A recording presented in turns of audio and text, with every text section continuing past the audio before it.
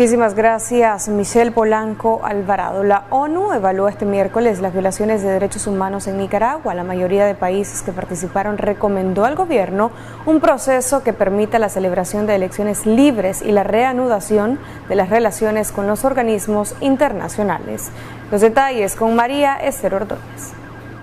Respetar los derechos humanos, garantizar la libertad de expresión, dar lugar a un proceso que permita la celebración de elecciones libres con observación internacional, cese la represión a las protestas ciudadanas y la libertad de todos los presos políticos son parte de las recomendaciones dadas este miércoles al gobierno de Nicaragua por parte de los países que participan en el examen periódico universal de Naciones Unidas. Brasil recomienda 1.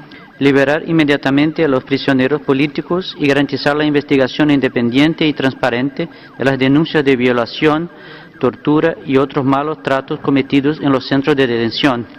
2. Incrementar los esfuerzos para disminuir los niveles de impunidad frente a la violencia contra las mujeres y niñas. Tomamos nota de la liberación de 636 detenidos, algunos de cuales prisioneros políticos, y del anuncio de un programa de retorno voluntario. Instamos a que el gobierno asegure los espacios necesarios para que las personas se reúnan pacíficamente y puedan expresar sus opiniones de conformidad con los derechos internacionalmente reconocidos. Brasil alienta al gobierno de Nicaragua a continuar el diálogo con la oposición y a aceptar el regreso de los organismos internacionales de derechos humanos al país. Brasil sigue profundamente preocupado por el agravamiento de la situación de los derechos humanos en Nicaragua tras la violenta represión a las protestas populares de abril del año pasado. Muchas gracias. Canadá reconoce que el diálogo nacional ha permitido cientos avances en la puesta en libertad de presos y que un verdadero diálogo nacional es fundamental. Ahora está preocupadísimo Canadá por el deterioro de la situación de los derechos humanos desde el último EPU. Recomienda a Canadá a Nicaragua que 1.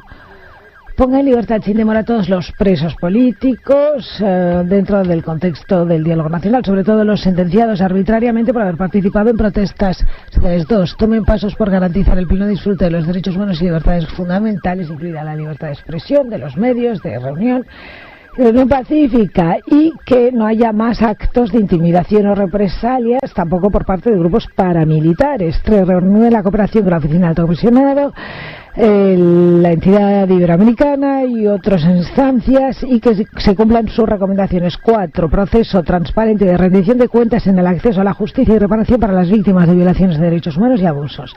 También solicita Canadá a Nicaragua que lleve a cabo una reforma electoral que garantice elecciones justas, libres, transparentes y a tiempo, velando por el respeto de los derechos democráticos.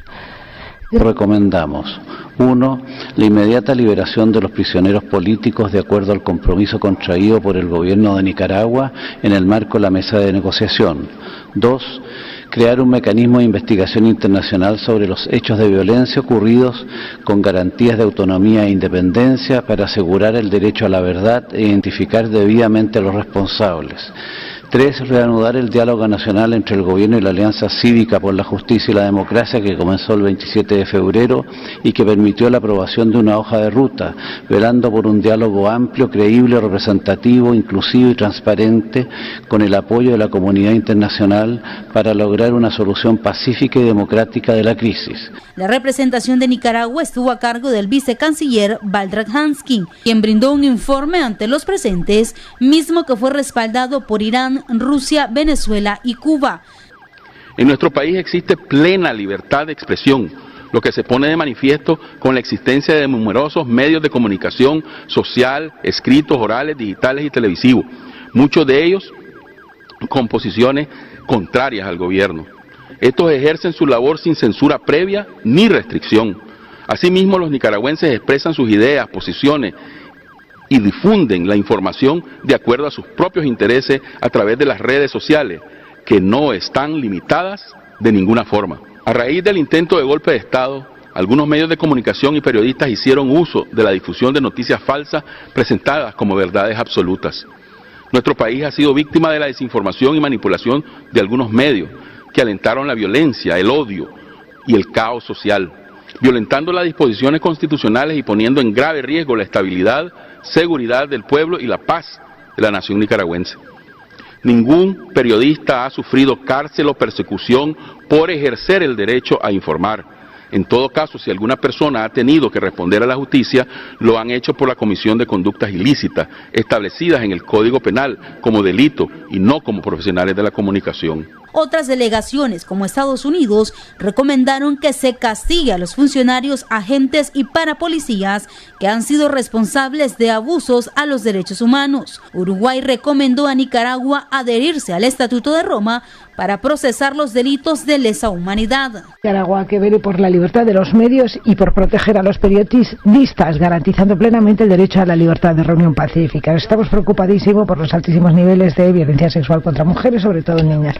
Recomendamos, 1, que velen por investigaciones parciales y cabales de violaciones de derechos humanos, incluido el uso excesivo de la fuerza, tortura, detención arbitraria y asesinatos cometidos por funcionarios del Estado y paramilitares, y garanticen la independencia e imparcialidad del Poder Judicial. 2, tomen medidas urgentes por combatir todas las formas de violencia contra mujeres y niños, sobre todo la violencia sexual contra niñas, reforzando el ordenamiento jurídico, desarrollando una autoridad competente y apoyo adecuado a las víctimas. 3, cooperen plenamente con la Oficina Alta Comisionada de Derechos Humanos de la ONU e instancias regionales de derechos humanos para velar por el pleno cumplimiento contra sus obligaciones de derechos humanos. Y 4, adhieran al Estatuto de Roma de la Corte Penal Internacional.